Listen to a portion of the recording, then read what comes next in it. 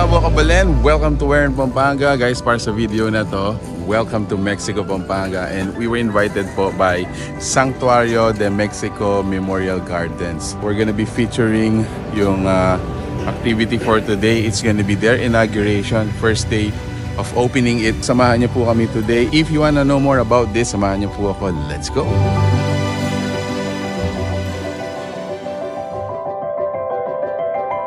Normally tayo mga Pilipino, hindi natin pinag-uusapan yung kamatayan. Pero actually, kapag nagpe-prepare ka for it, yun yung final act of love and respect sa mga kamag-anak natin, sa mga minamahal natin sa buhay. Especially dahil nasa kultura natin, nasa traditions natin yung every November 1, nagse-celebrate tayo ng mga buhay nila. Kapag dinadala natin sila sa huling hantungan sa lugar na ganito, nase-celebrate natin yung buhay nila ng maayos. Dahil ang Santuario de Mexico, it's created para talagang i-celebrate yung mga buhay ng mga minamahal natin.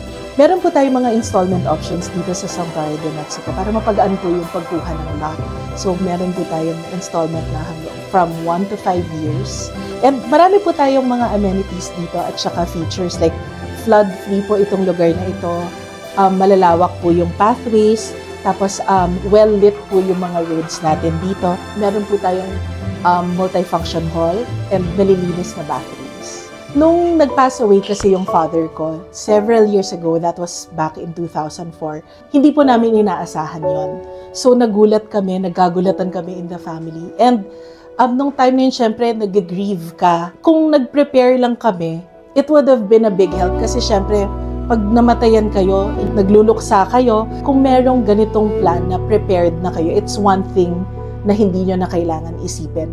Parang pwede kayong mag-focus dun sa mga pangangailangan kapag, kunyari, nagbuburol kayo, yung mga kaibigan at kamag-anak nyo na gustong mag-pay ng last respects. Parang it's one less thing to think about. Makakasiguro kayo, especially kung pinagplanuhan nyo yung in advance nyo kukunin yung plot na yung sigurado kayo na you have the best that your budget can offer.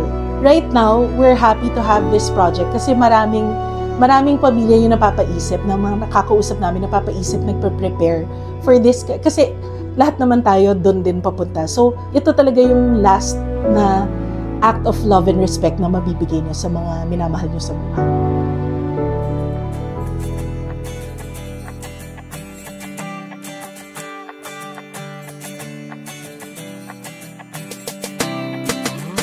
Give them a round of applause po. Kung wala po ang Cueva family, wala pong Santuario de Mexico.